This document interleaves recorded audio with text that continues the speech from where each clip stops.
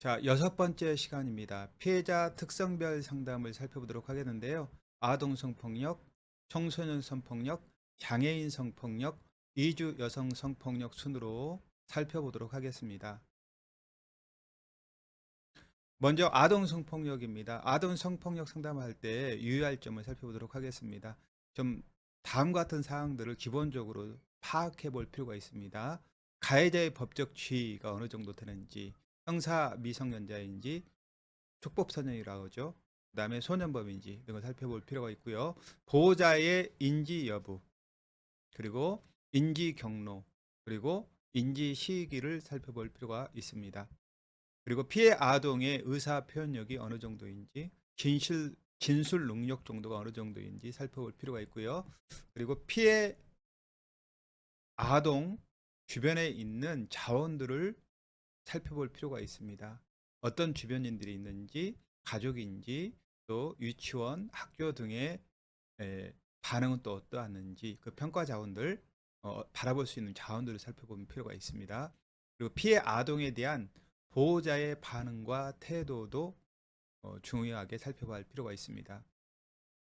무엇보다 중요한 것은 아동 개별 면담을 통해서 아동의 의견을 듣는 것입니다. 그리고 존중해야 될 필요가 있겠죠.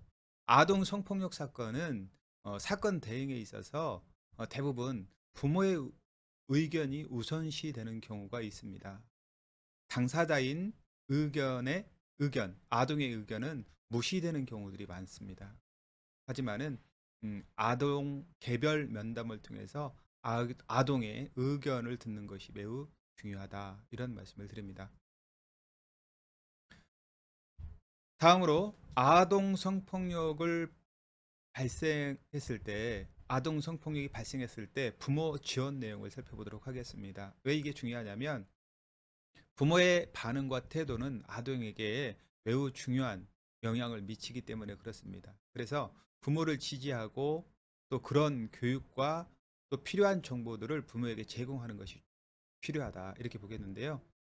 그래서 부모에게 뭐를 해주냐면 부모가 아동에게 보호적이고 안정감 있는 적절한 대응을 할 수 있도록 부모를 지지해야 됩니다. 그리고 교육하는 것이 필요합니다.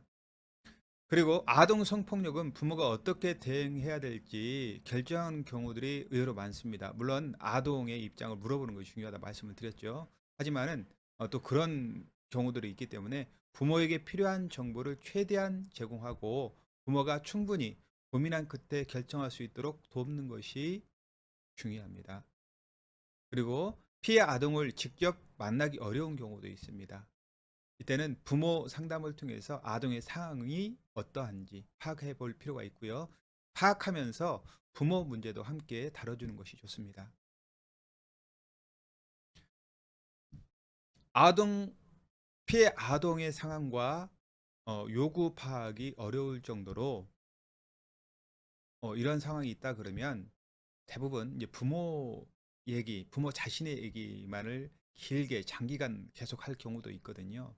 이때는 부모에게 뭘 얘기를 해야 되냐면 이런 지원의 주된 목표가 부모님이 아니라 아동의 치유라는 거, 그거를 분명히 알리고 직접 피해 아동을 만날 수 있도록 부모에게 요청하는 것이 좋습니다.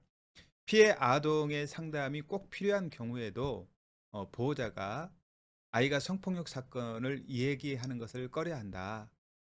그리고 아동 상담의 치료 등을 거부할 수도 있습니다. 이런 것들을 좀 염두에 두시면서 부모를 만나는 것도 중요합니다. 자,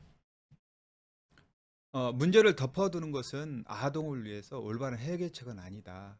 이것을 부모에게 설명을 하고 아동에게 필요한 지원을 할 수 있도록 부모를 상담원은 지원을 해야 됩니다.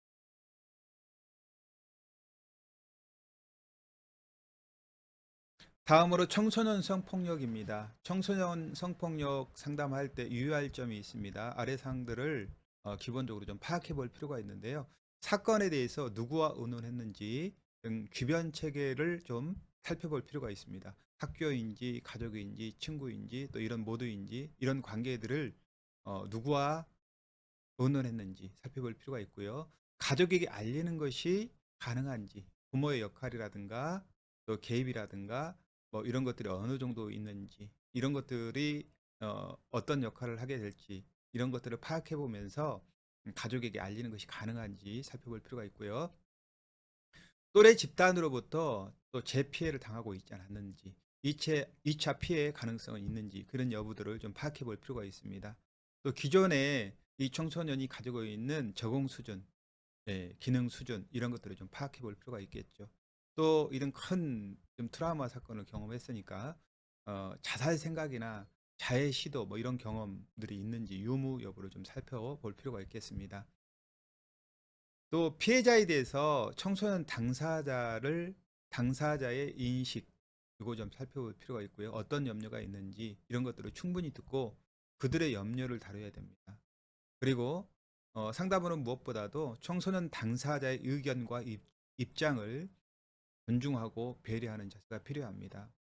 그리고 청소년은 아직 중요한 판단과 결정을 하는데 미숙할 수가 있습니다. 또 주변의 지지체계가 빈약할수록 이 성폭력 사건에 대해서 소극적인 태도를 취할 수 있기 때문에 음, 상담원은 이 청소년에게 충분한 지지, 조언이 필요합니다. 또한 지원을 거부하거나 부모에게 알리기를 거부할 수도 있습니다. 하지만은 상담원의 충분한 지지와 조언을 통해서 어, 이 상담이 원활하게 이끌어갈 수 있도록 돕는 것도 매우 중요하다, 이렇게 볼 수 있겠습니다. 자, 피해자가 보호자에게 알리는 것을 원하지 않을 경우 이거를 상담원은 짚어봐야 됩니다. 무엇 때문에 원하지 않는지, 왜 원하지 않는지를 좀 짚어보는 거, 질문해보는 거, 물어보는 거 필요합니다. 예를 들어보면 이럴 수도 있어요. 자신의 잘못 때문에 이 피해가 일어났다, 그런 죄책감 가질 수 있거든요. 또 혼날 거에 대한 두려움, 그렇죠? 부모가 자신에게 실망할 거라는 불안감, 또 부모와의 관계 등 가정 환경 때문에 그럴 수도 있고요. 자신의 의사가 무시되고 부모가 일을 너무 많이 맡거나 일을 확대시켜서 문제를 더 크게 여길 거라는 두려움. 예를 들어 보면 뭐 가해자에 대해서 형사 고소 사건, 형사 고소나 고발하게 되잖아요. 이제 기관과 더불어 고소하게 될 텐데, 뭐 이렇게 되면은 혹시나 부모한테 부담을 너무 많이 주거나 혼날까봐, 이런 것들 등으로 인해서 청소년이 부모가 아는 것을 원하지 않을 경우도 의외로 많습니다. 상담원은 청소년 내담자의 이러한 감정들을 잘 다루면서 자신의 잘못된 인식을 좀 돌아볼 수 있도록, 거기서 그치는 것이 아니라 바꿀 수 있도록 상담을 통해서 지원해야 될 필요가 있습니다. 이와 함께 부모의 변화도 필요합니다. 그래서 부모와의 소통에 상담원이 개입할 수 있는 방법들을 살펴보는데, 청소년 내담자와 함께 부모와 어떤 소통이 어떻게 해야 될지 고민할 필요가 있습니다. 다음으로 상담 시에 부모 또는 보호자와의 동성 여부입니다. 동성 여부는 청소년 당사자의 의견을 중시해야 될 필요가 있겠죠. 대체로 피해자 단독으로 상담할 때 어, 임할 수 있습니다. 하지만 어려울 때, 심리적으로 위축될 때 보호자가 함께 있는 것도 고려해 볼 사항입니다. 성폭력 피해자로 인해서 또 성폭력 피해로 인해서, 피해자가 아니라 피해로 인해서 임신 중단, 또 수술 어, 등의 문제로 상담 시에 보호자에게 알리고 동의를 받아야 할 내용들도 있을 수가 있습니다. 이때 상담소에서 어떤 입장을 가지고 지원해야 될지 결정하기 어려운 문제에 부딪힐 수 있습니다. 이런 여부들을 좀 고려하면서 상담 이어가는 거 중요합니다.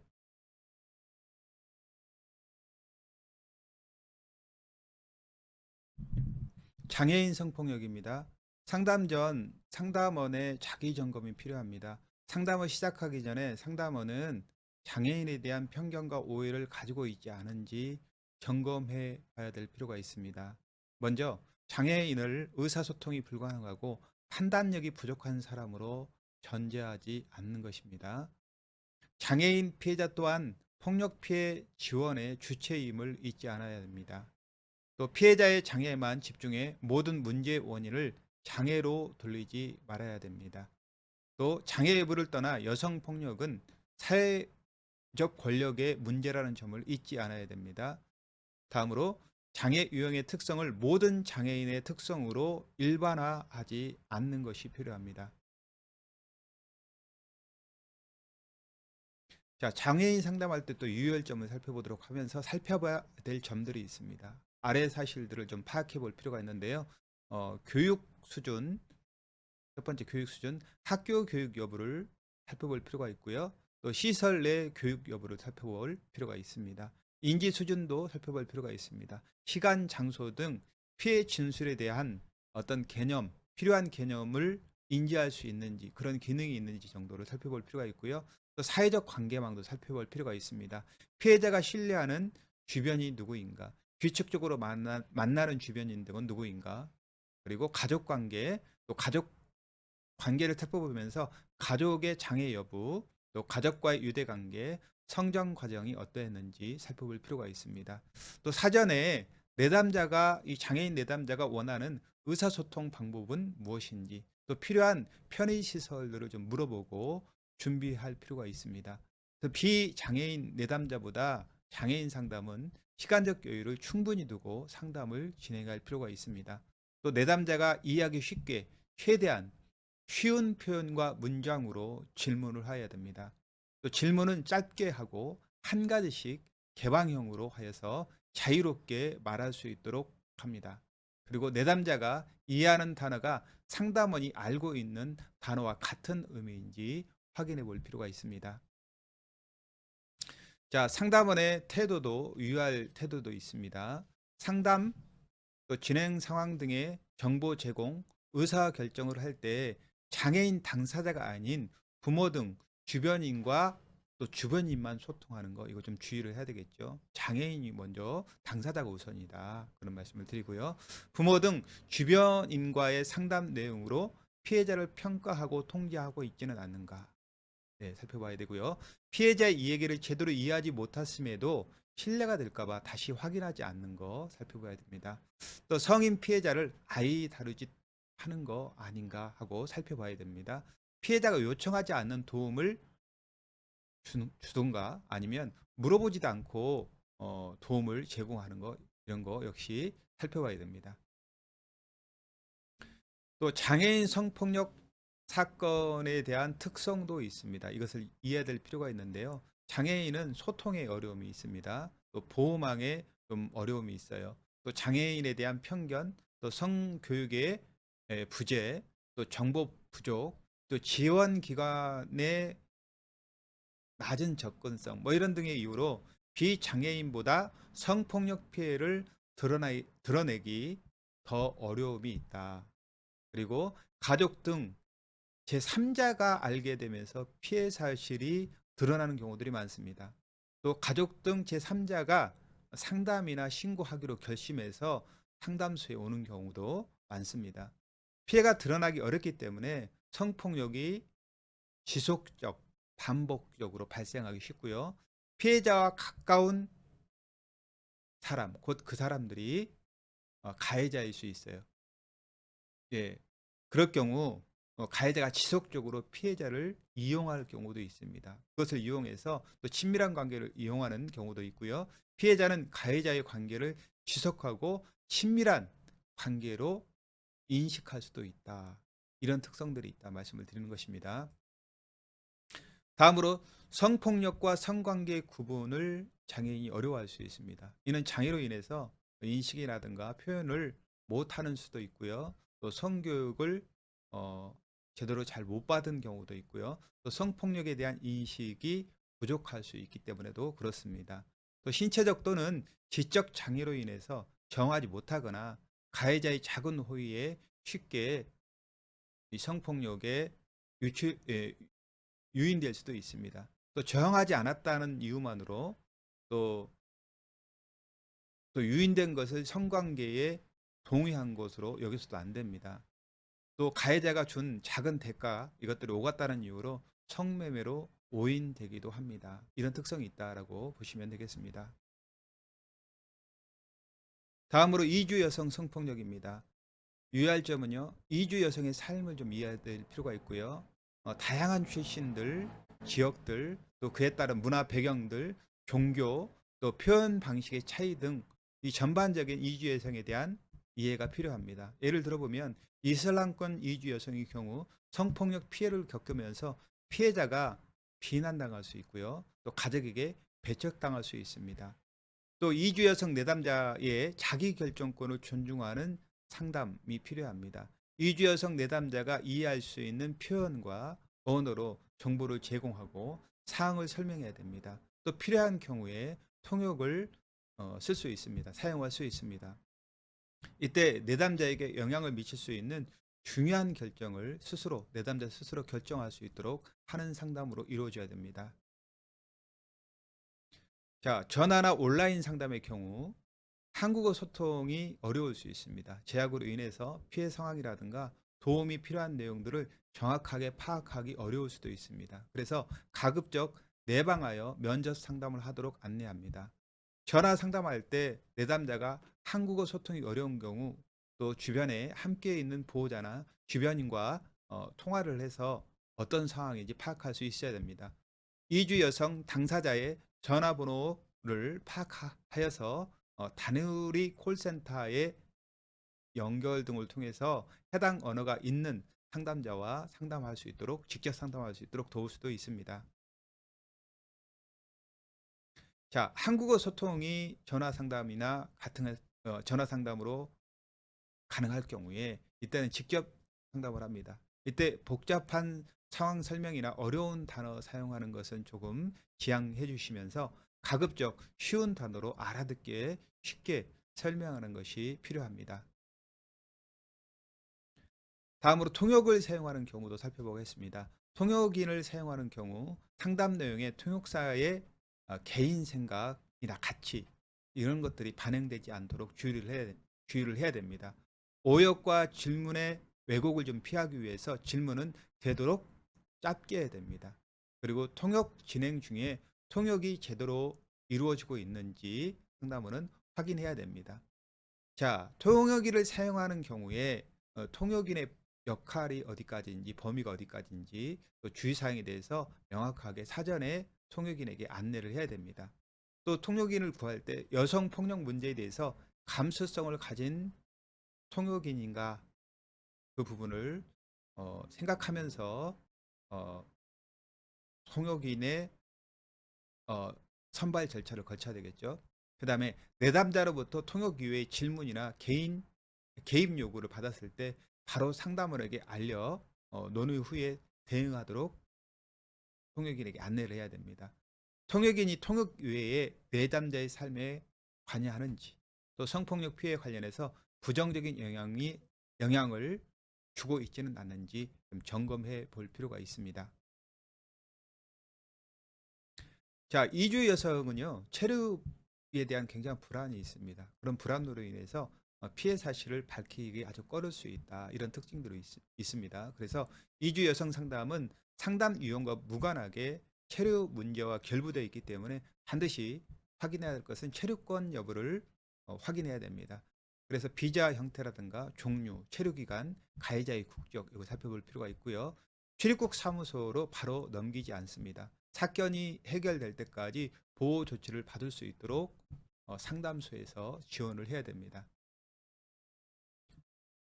자, 그리고 성폭력 피해 관련 외국인 보호 관련 법령이 있습니다. 한번 살펴보도록 하겠는데요. 출입국 관리법입니다. 제25조의 3에 보면 성폭력 피해자에 대한 특칙이 있습니다. 첫째, 법무부 장관은 성폭력 범죄의 처벌에 관한 특례법 제2조 제1항의 성폭력 범죄를 이유로 법원의 재판, 수사기관의 수사 또는 그 밖의 법률에 따른 권리 구제 및 절차가 진행 중인 외국인이 체류기간 연장 허가를 신청한 경우에는 그 권리 구제 절차가 종료될 때까지 체류기간을 연장을 허가할 수 있다 분명히 나와 있죠. 둘째, 법무부 장관은 제1항에 따른 체류 연장 기간 만료 후에도 피해 회복 등을 위하여 필요하다고 인정되는 경우에는 체류기간 연장 허가할 수 있다라고 나와 있습니다.